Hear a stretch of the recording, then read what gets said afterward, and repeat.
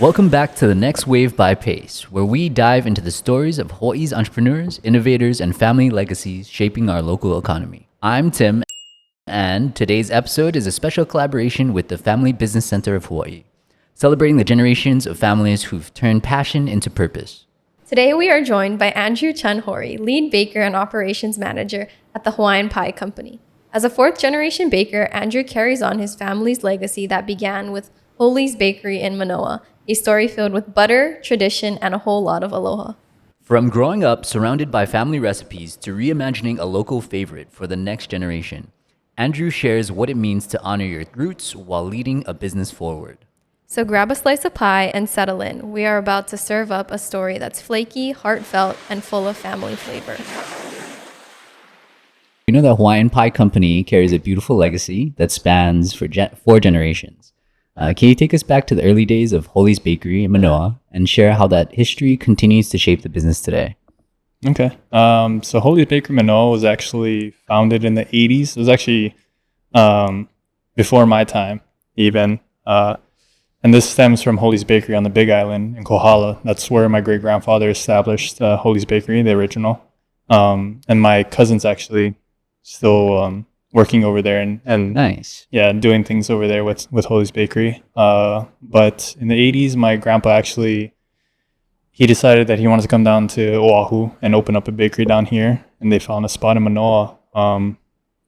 And he knew that if he was going to make that move, he was going to need some help. So that's where my dad came into the picture. You know, my dad, like whenever he talks about this story, he'll always tell you about how he was that kid that, you know, after high school, like went to college for a semester and he was just like, you know, this just isn't for me. Like, I'd rather be out diving or, you know, doing anything, all those things on a Big Island, you know how those Big Island boys are. Yeah. So, Free spirits. pretty much. And then, so, you know, my grandpa asked him and it was a surefire thing for my dad. There was no questions asked. Once my grandpa asked him, you know, it was just like he needed to be there to help. Yeah, and he was going to be there to help. Yeah, definitely. And you guys were living on Oahu at the time? They were back on the Big Island still, but then my dad moved down here to Oahu with my grandparents. Oh, so it was like a whole life change. Yeah. So yeah, he completely like uprooted. Otherwise, like I'm pretty sure like I don't even know if I would be here if you know, he had just stayed on the Big Island and stuff like that. You know, it just kind of like changed everything around. And then. So he was working at the bakery and then also working at like Mid-Pacific Airlines, and that's where he met my mom. And then long story short, you know, like the bakery being down there in Manoa and all that kind of stuff. My older brother actually came along at a certain point, and that's kind of when my dad had to make the decision that he needed to find a way to provide a little bit more for the family and stuff like that, and he kind of had to move away from, you know, Holy's Bakery. And he went on to work as an air traffic controller for about like 30 years.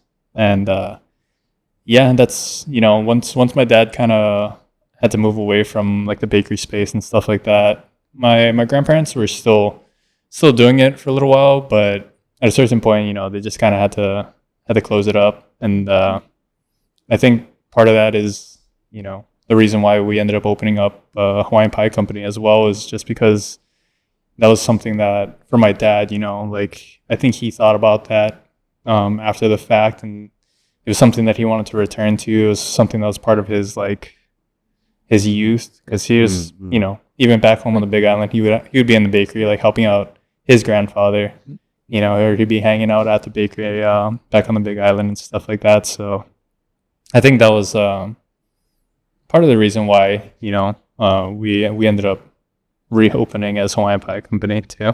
Yeah, and I mean, every place has a smell, right? You know, so I can only imagine, especially in a bakery, you know, and so walking into the bakery and smelling that and feeling like at home. Yeah. Basically. Or even just the smells at home. Yeah. I feel like it's always smelling good. Yeah. Baking is one of those things, definitely, when, you know, you have anything in the oven kind of thing, and you just start to, as it starts to heat up, you start to smell more and more, and you're just like, whoa, I love it. Yeah. I guess kind of talking about, I know you mentioned your dad growing up baking with his dad and his grandfather. Like, What are some of your early memories of baking with your dad and your grandfather as well? To be honest, like I had like zero connection to baking or anything like that. Even like growing up, I knew about, Holy's Bakery on the Big Island, but I was born and raised in Mānoa, so I wasn't like super close with, my uncles, aunties, and stuff like that on the Big Island. Like we would go back and visit every now and then, but it wasn't like, like real close where I knew all the ins and outs of everything. It was just, I enjoyed their company and things like that. So I didn't know, I like knew of the bakery but I didn't really know like of the bakery, like the things about it or anything like that. And it wasn't until probably around ending of high school or like college where during the holidays, my mom and dad actually, for whatever reason, I don't actually know why.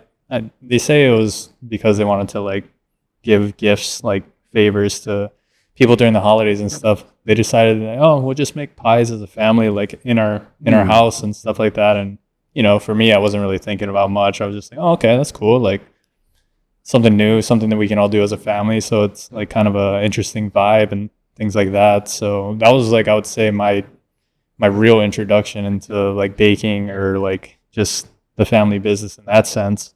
Oh, so you weren't getting like pies all the time, right? Nah, I mean, I think when I was younger, I might have like had them every now and then, but I never really connected the dots, I don't think. And then, as I got older or once we started doing things at home, and then after the fact, I was like, oh, I see. So It connected. Yeah, I was The just light like, went off. oh, okay, these are our recipes. Oh, that makes sense now. That makes sense. Wow. So it was not until like that much further in. Yeah. That you kind of.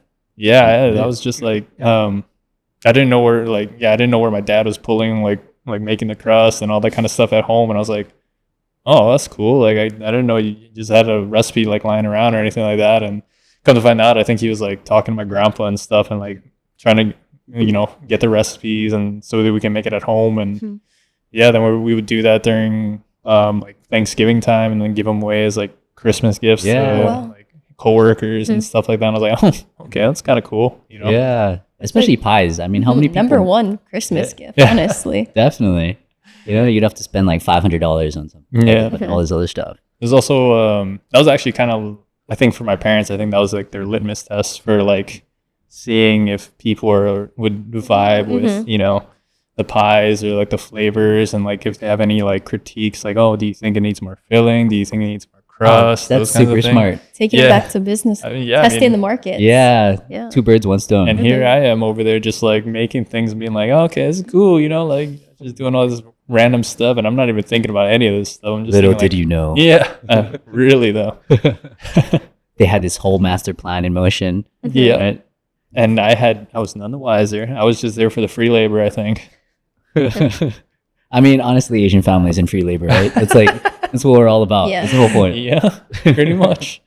All right. So was there a specific moment that you felt you knew that you wanted to continue the family business? So I would say like, I feel like I was very similar to my dad where, after college, I didn't really have like a direction of like where I was going to go or anything like that. I was just working at a gym, and at that time it was just kind of like my dad approached me and he was like, hey, we're thinking about, opening a bakery and stuff like that. And if we do this, so like, I'm going to need your help, kind of like similar to, my dad and my grandpa. And, for me, my dad is one of my heroes. And I feel like a lot of the things that I do were very similar or kind of following his path a little bit, got into basketball. That was like his number one sport. Even when I was like in high school playing in the band and stuff, like I ended up playing a trumpet. That was his instrument and all this kind of stuff. So I feel like a lot of things that I did were very similar to my dad, whether or not it was like by choice or just like, it would just seem, those are the things that interest me at the same time too. Yeah. And I felt like, when he came around, because I kind of knew the story of like, when my grandpa asked him for help and stuff like that. And for me, I felt like that was another one of those moments where I was just like, yeah, I would absolutely, like I'm all in, It was something where I felt like it gave me a little bit of direction. like at least for my life, to try to figure things out and, just see where this could go and see what I could do. But yeah, up until that point, I don't think I necessarily had it in me that I was gonna, be doing what I'm doing, kind of thing. And then, once we opened, and once I got to, spend more time with my family, one of the biggest things was like my grandpa used to come into the shop too, and like just seeing him transform from like who I knew him to be to like, seeing him in his element at the bakery, like doing the things that he did for decades, kind of thing, and then learning from him. Like I think that's what kind of gave me more of a drive to want to do those things. And for me, it was like, it represents my family. And I feel like, for me, family is really important. And that's kind of who I do it for too. Yeah. Family bonds. I mean, it's the ties. Families are very important, especially here in Hawaii. Yeah. Especially with small businesses, especially going back as far as 4 generations, especially for you guys. There's a bunch of challenges that come up, I'm sure. What are a few of those different lessons that maybe you've had to go through, or your family or your parents or your grandparents even had learned that they're kind of passing down to you to help you run the business?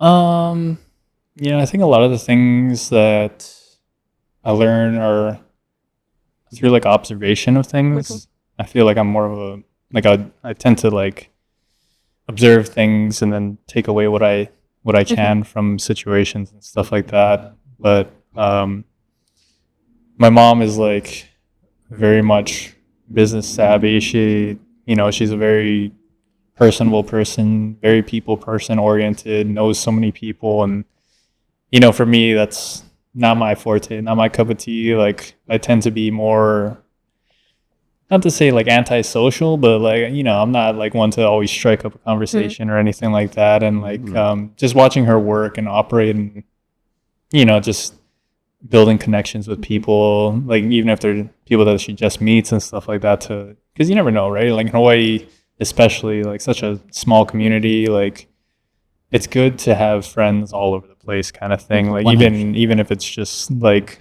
you met them a couple times, and like, you never know when that person might come around again. And I feel like that's part of it, is like, for us, it's like you try to help out as much as you can in different situations, different groups of people. And, sometimes they come and ask for like favors or donations or help on something, or they want you to participate in an event and stuff like that. And, if and when possible, you try to do it as much as you can, because, you never know when that might come back to help you out at some point, I think that was one of the bigger things that I learned. And then just, learning to be able to just work hard. I will say, like in the beginning when we first opened, I thought it was just, I was having fun. One of my friends, like he was actually working with us for a little while too. So it was just like, we're just going into work and just like having a good time and all this kind of stuff. And then it, my dad kind of talked to me a little bit. He's like, hey, like I'm gonna need you to do a little bit more over here and all this kind of stuff. And I feel like that's when I kind of really put my head down and started to like, grind away at it and really try to, from that point, I kind of like took over like operations or like production side manners and stuff. So that's more so what I'm in charge of right now. And, kind of working towards like learning more from my mom, so I can get more of a grasp of like the business side as well. But yeah, I feel like it's always like a work in progress, and always learning new things. Yeah, especially in entrepreneurship and business. I mean, there's so many aspects to it. Yeah. Would you say that you kind of saw those opportunities, or just those areas where you could kind of interject yourself and then took on the responsibilities? Or is it more of like a learning process where your parents had to kind of tell you, it's like, okay, we need help in this area to do this, and we need this help in this area? I think it was a little bit of an interjection, I would say. Like, I think once I understood how we were operating and what we were trying to do, and, how everything worked in terms of like how to make the product, the steps that we need and all that kind of stuff. I feel like once I grasped all that, then I was able to kind of figure out like, what we needed to do on a day-to-day to be operating like efficiently and things like that, so we can, get out as much product as we can, working wholesale side and, retail. Like I feel like we have a very interesting business in that sense, being that we're like a small family company, and then trying to deal with like two streams of business at that point.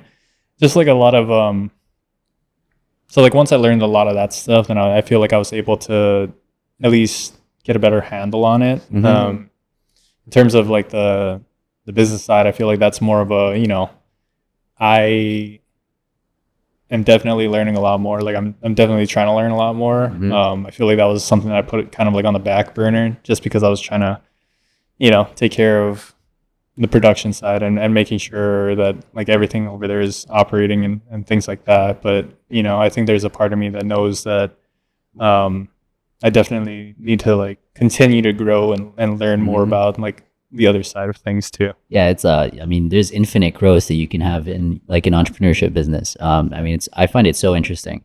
And it sounds, going back to what you're talking about with your mother, being that personable person. Of all the people I've talked to in Hawaii, that have been successful, that's such a crucial element. Definitely.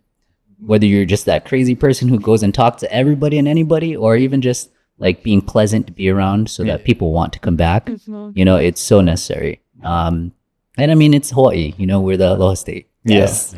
That's kind of who we are. So I guess, especially when it comes to like families, and roles and responsibilities, is there a certain way that you guys divide those roles, or is it, as you kind of said, people would just assume the positions and kind of just take it?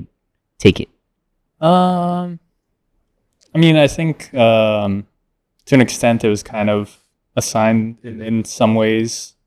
I think my mom, both my parents being the owners and things like that, they kind of had it in their mind that, how they wanted to operate things and like that. I feel like my dad was the one that kind of just like wanted me to take over like the production side. So all he had to do is kind of show up and like do whatever I told him, kind of thing. Less on his plate to like think about, just like kind of just go in and do stuff, like go to work and things like that. I imagine it can be like a bit of a touchy subject, being family, and I mean, knowing how much to assign as well as being able to balance those things. Yeah, I feel like I go through that in my head a lot because, I'm not trying to like kill anyone or anything like that. Like I know you could definitely go hard and things like that, but I'm trying to make it as like painless as possible.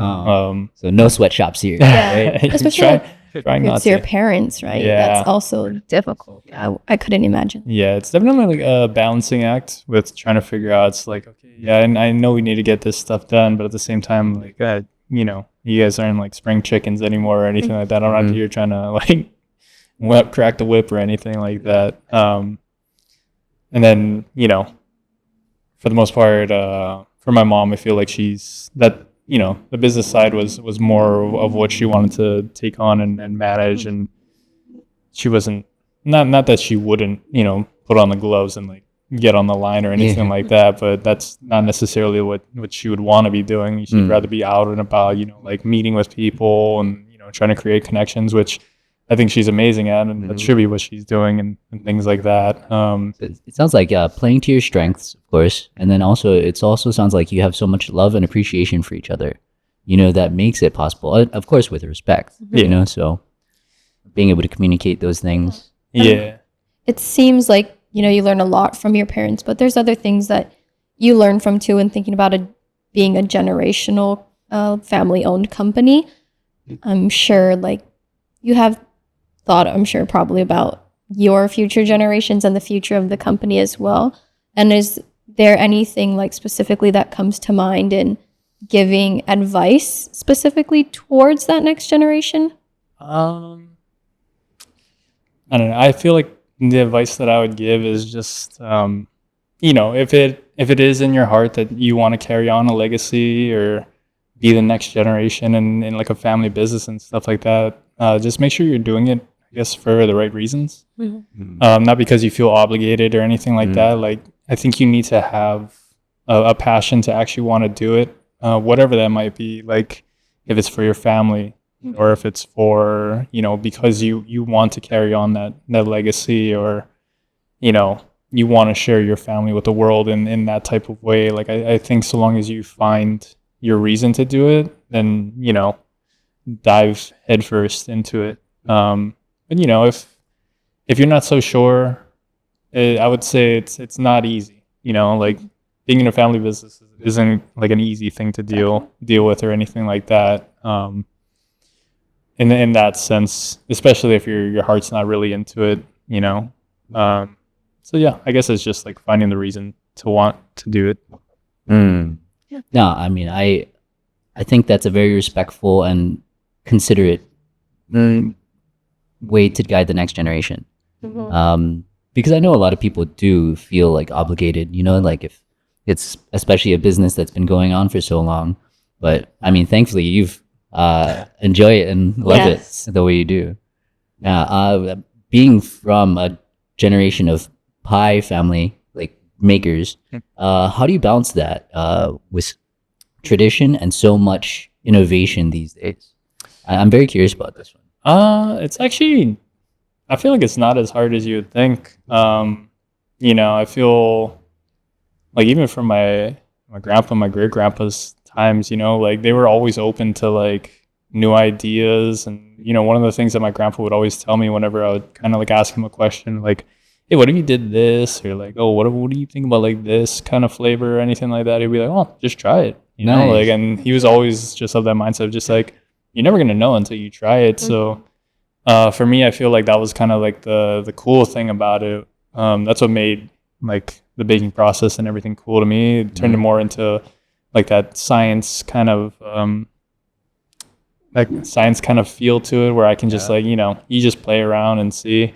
A lot of times, like when I'm trying to come up with a recipe or anything like that, like I'll go back to some of the older recipes and just kind of like see what I can take from this. And then, if I change up the fruit, or if I change up this or that, the flavor, like what'll happen, like, or, you never know what kind of product you might stumble upon, even by accident at times. I feel like there's times where you might mess up the measurements because you read it wrong, kind of thing. And then it comes out and you're like, oh, that's actually pretty cool. Like it actually turned out really good. Hopefully you remembered what you messed up. Yeah, It's like, oh, it was that's the only problem. Like there's one recipe I know for sure that I have no idea what happened, but my grandpa did something, and I don't even remember where to start or anything like that. And I'm just like, oh well. And it was just like an incredible recipe. I mean, I thought it was like pretty awesome. Yeah. Eye-opening. Yeah, I was just like, oh, but then we couldn't figure out what it was, and I was like, When you make new flavors, how many different, I guess, tests do you have to do? I guess more personal, I would like to know.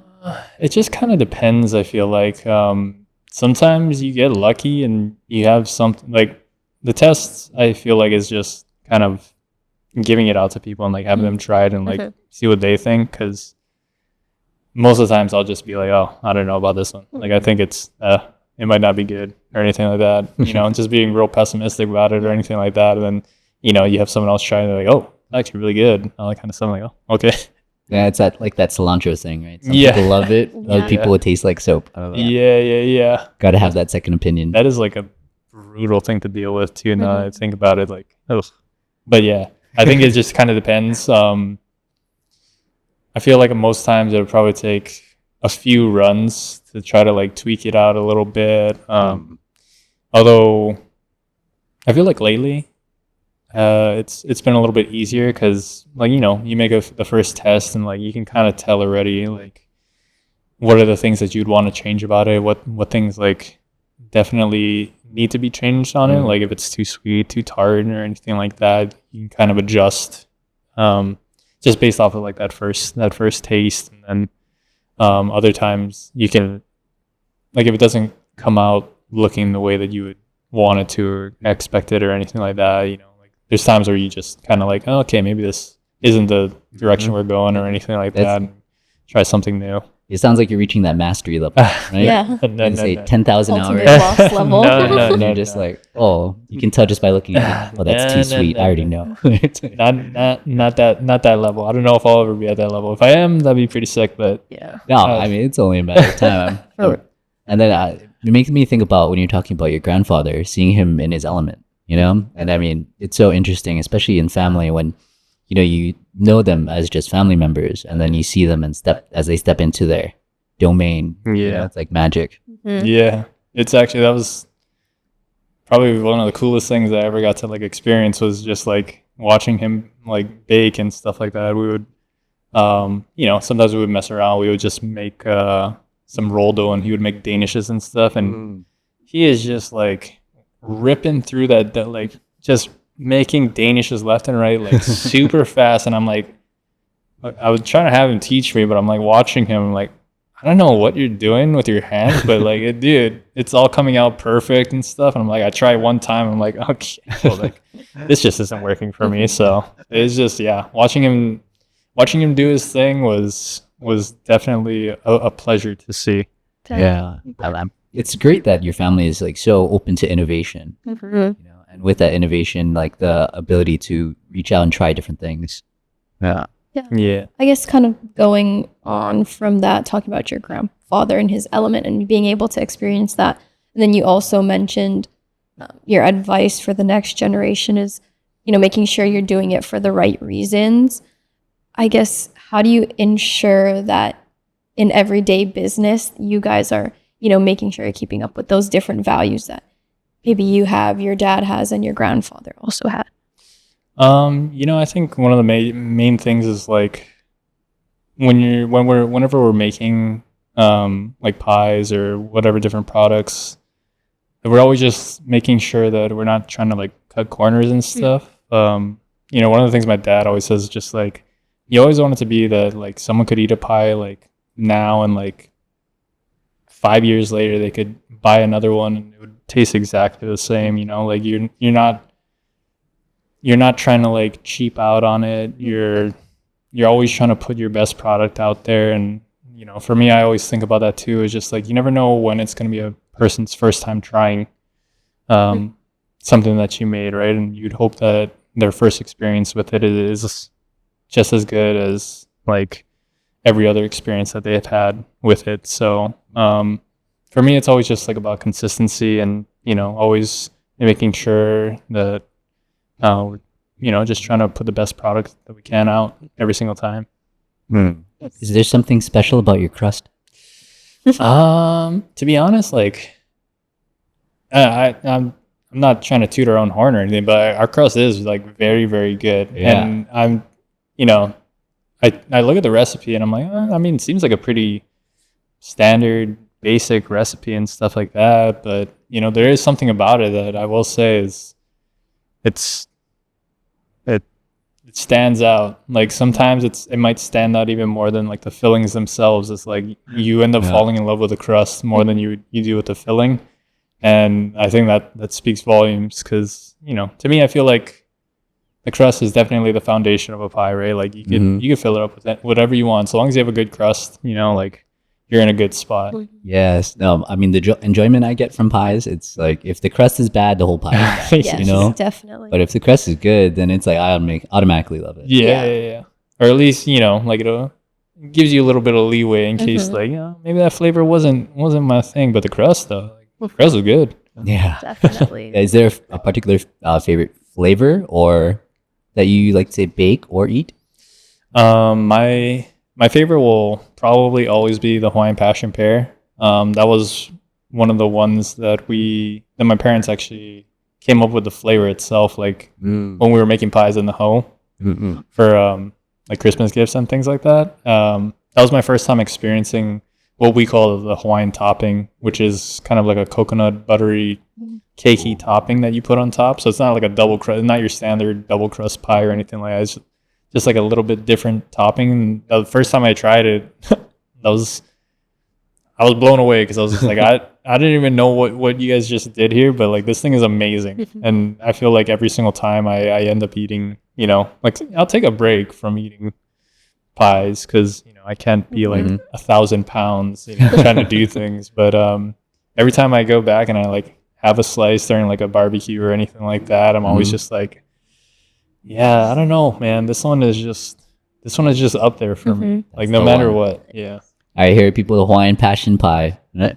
Yeah. Yeah. Definitely. I know you talked slightly about making new flavors before, but where do you like draw inspiration from to make these new flavors?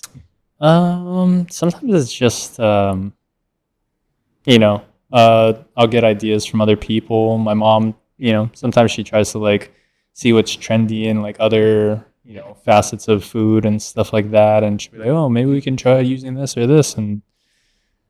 But then it's my job to try to like figure out like, okay, well, how am I going to do that? Like, you know what I mean? So, and then other times it's, simple things like local flavors, right? Like, so we have a POG flavor. It's just like, okay, well, that was like a easy one to like knock out there and all that kind of stuff.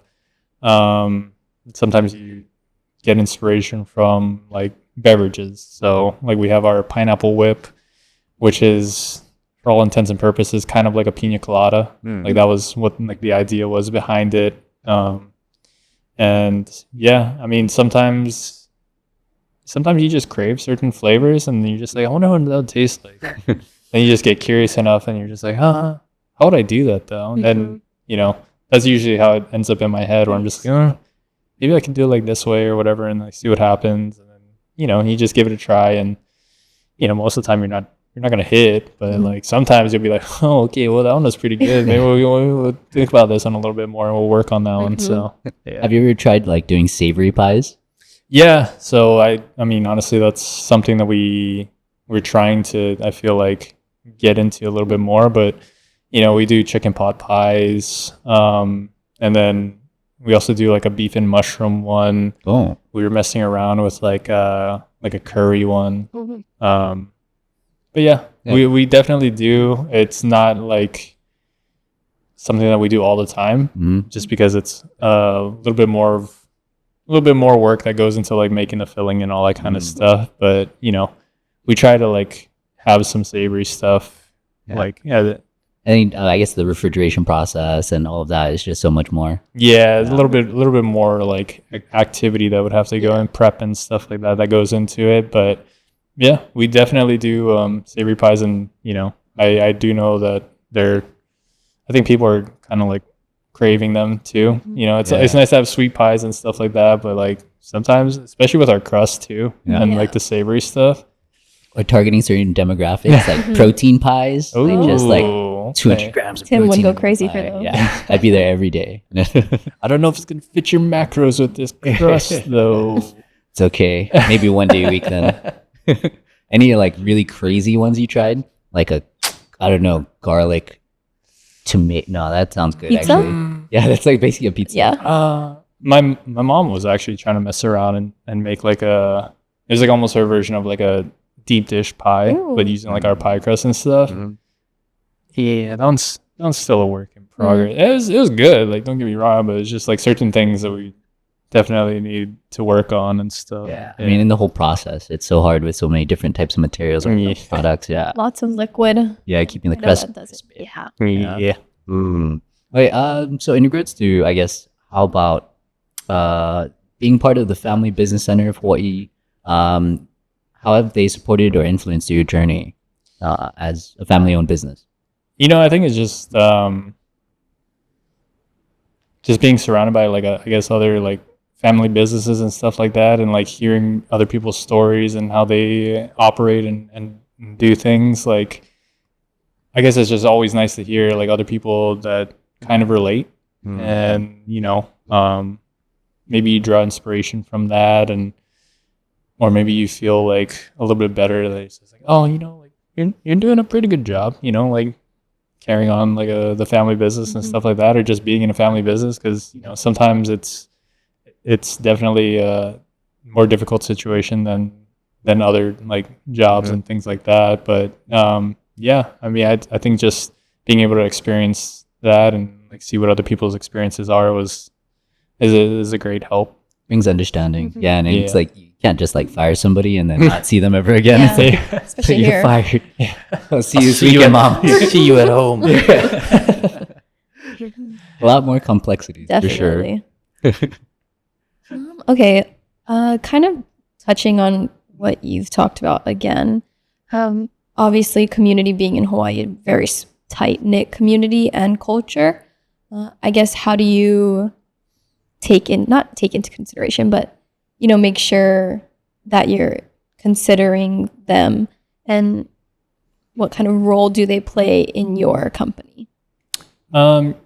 Yeah, so I feel like community is definitely a huge part of business in general, and even just based off of our patrons and stuff like that, you can see from COVID times definitely we built up a following of people and loyal customers and things like that. So community is like everything for your business, and for us, we try to give back when we can, whether it be through donating to causes or donating product for events and things like that, or just attending events and things of that nature. Just always trying to see like what's going on, especially in like where we're at and Kalihi and stuff like that. There's a lot of different events and partners out there that they come by, look, just trying to see if we can help out with anything, and we try to help out as much as we can in certain aspects. And I think, I don't know, I feel like ever since like the pandemic, it's always been like one of those things where it's like, especially as like a restaurant or like a food business kind of thing, like we're all kind of in it together kind of thing. So try to help everyone out as much as you can and look out for one another. Yeah, I mean, especially since the pandemic, it's been rough. I mean, the cost of goods, like, it's just definitely skyrocketed. It's been kind of wild lately. Yeah, we feel it here on campus. Yeah, especially. definitely. Yeah. Prices here 10 times more anywhere else. As the last question for this segment is, what's next for the Hawaiian Pie Company? Any exciting new products, collaborations, or future goals that you can share with us? So right now, I feel like we're just kind of in that like holiday season mode, just trying to survive until like the end of the year. Once November rolls around, it's just like I don't even know what day it is most of the time, because it's just like you're just constantly trying to get ready for like Thanksgiving, and then like once Thanksgiving ends, you're just like, oh, okay, well, we're on to December, and now it's like even more pies. gift giving season, and like going to Christmas and stuff like that. But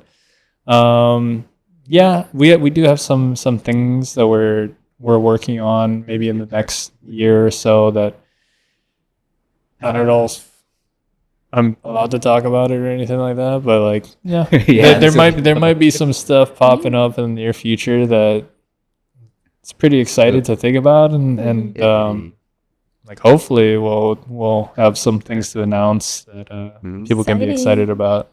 Yeah. Yeah. Okay. Well, I'm excited for you. Me too. I'm excited for me. I get to have some new exciting things. So we'll definitely keep an eye out for that. Right on. Yeah. So, with that being said, would you like to add in a plug for anything? Social media, any just announcement? Yeah, social media, you can follow us at hawaiianpieco.com.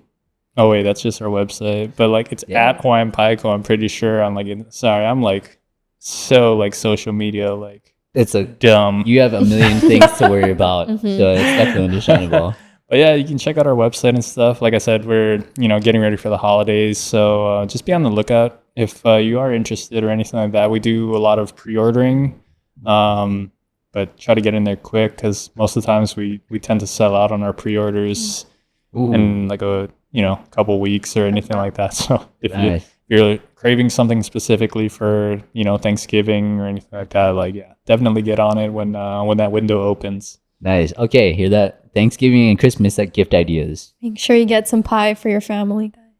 Woo! Okay, so this next segment, Pies of Truth. We've got a few pies in front of us. Each one represents a part of your story: family, business, tradition, flavor, and legacy. For each slice you pick, we'll ask you a question inspired by that theme. Just serve up your honest answer. No half-baked responses allowed. Nice. Yeah, so we usually do like a rapid fire kind of thing. Okay. So yeah, this is like this version of the rapid fire. Okay. So when a pie is chosen, we'll ask you a question, and then just first thing comes to your mind. Okay. All right, just pick one. Yeah. All right. Well, it's got to be passion pear. Okay. Of course, that one's at the very bottom of our list. But that one is related to legacy. So what does legacy mean to you when you think about your family's baking journey? I feel like legacy is like the reason why I do what I do.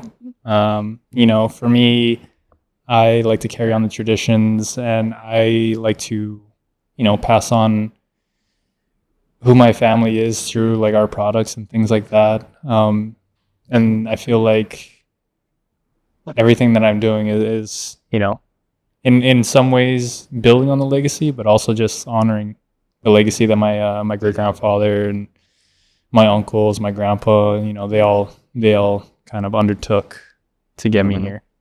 100%. No, definitely. Next pie. Pineapple whip. Pineapple whip. All right. If your great grandfather could walk into the bakery today, what do you think he'd say? Oh, that'd be crazy. You know, I would like to think that he would be happy to see what we've been doing, and but more than anything, I feel like I would have so many questions to ask, kind of thing, because you know, I didn't really get to know my great grandfather too much. My dad would always tell me stories, though. And, you know, he was very innovative for the time and things like that. And my dad would always talk about how they used to have machinery and stuff in the old bakery that, you know, he had never seen before, and things like that. So, you know, I would definitely just want to pick his brain to see what he thought. But, you know, I would hope that he would be proud to see, you know, his legacy passed down like this far. Yeah, I'm certain you would. Yeah, I'm sure. I wonder when the first pie was made. Yeah. You know, like Yes. the beginning. Very first pie. Because honestly, like, I don't know if that wasn't even their main thing before. Oh. They used to make breads. Oh, Yeah. interesting. Yeah. And then I guess the evolution of business. Yeah. Yeah. Okay. Next Right. Yeah. We'll go strawberry guava. Okay, perfect. This is our flavor pie. So let's pick a good one. Oh, I think this is a good one. If each of your siblings were a pie flavor, what would they be? Dang. That's hard. I feel like my brother would probably be caramel apple, because I feel like he is, and I don't know if that's the word that I'm looking for, but very traditional. Like he's a staple. But you know, like he has a little bit of flair to him with that difference in flavor from being a traditional apple pie. He's got like that caramel, like kind of mixed in there with him, but he's very steady. He's, you know, he's a solid flavor. I feel like my sister would probably be strawberry guava. I feel like she would be a fan favorite. You know, she's a little bit more exotic in the sense that she's always so full of ideas and kind of brilliant in her own, you know, in her own way, kind of thing. What about you? What do you think it would be? Yeah, I'll just be passion pear, you know, because I'm just the best. Yeah. There's the truth. Yep. All right. I'd say there's a lot of love. Yeah, there's so much appreciation for the family. Yeah. I think that's nice. I was thinking, like, what would I make my sister? I was like, oh, something salty, because she's always upset with something. It's like, wow, those are some nice answers for your siblings. She's the chicken pot pie. Yeah. I don't even know if that's like warm and nice. It's warm and kind of like, you know, one of those comfort meals and stuff like that. I was just thinking about the salty part. Yeah. Okay, next pie. Caramel apple. Caramel apple. That's the family pie. Is there a competitive baker in your family?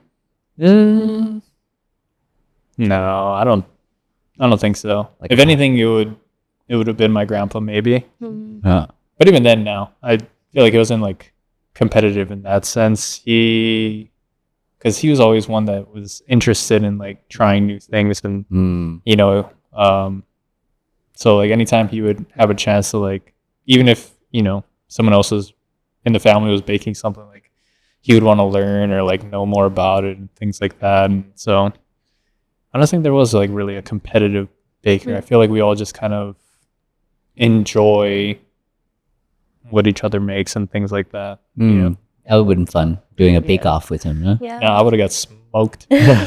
Sounds like he was Not quite even- the wizard. Not even close. I doubt it. But yeah, so actually, in place of that, since I figured there probably wasn't a competitive baker, what's one thing your parents or grandparents used to say in the kitchen that still sticks with you today? It was probably the just never rush. Like never rush what you're doing.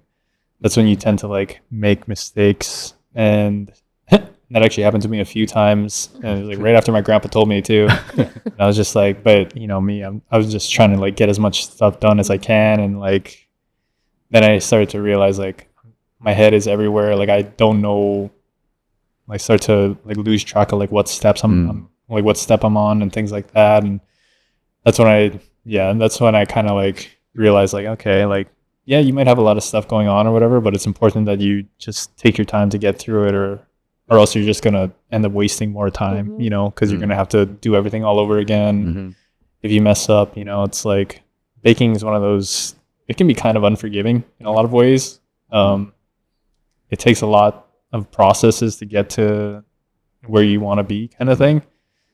And any mishap on any of those steps, like you basically are screwed. You ruined everything at that point. You're going to have to redo everything, right? So it's kind of those, just be very deliberate about what you do and take your time. Wise words. That got very Definitely. philosophical. Yeah. I swear, like in my class I just came from, our professor was talking about that, and it's like slow is fast and fast is slow. Ah, love it. Yeah, I like that. Okay, well, thank you, Andrew. I believe we are at you. time. Right I think on. we're actually probably over. We always do this. I have a bad problem with talking too much. But yeah, thank you so much for Thank you. coming and being on the podcast with us. Oh, thank you guys. This is awesome. Thanks for making the time to come out. Yeah, and go check out Hawaiian Pie Company, HawaiianPieCo.com. Yeah. And socials are on there because I don't know them. Such an inspiring look into how tradition and entrepreneurship can blend so seamlessly. Andrew and his family remind us that success isn't just about growth. It's about gratitude, legacy, and keeping the spirit of aloha alive through every pie. Mahalo to Andrew Chun Hori for joining us, and to our partners at the Family Business Center of Hawaii for helping us spotlight the importance of family businesses across our islands. If you enjoyed this episode, follow The Next Wave by Pace on Spotify or YouTube for more stories of innovation and inspiration from Hawaii's entrepreneurial community. Until next time, keep creating, keep growing, and keep riding the next wave.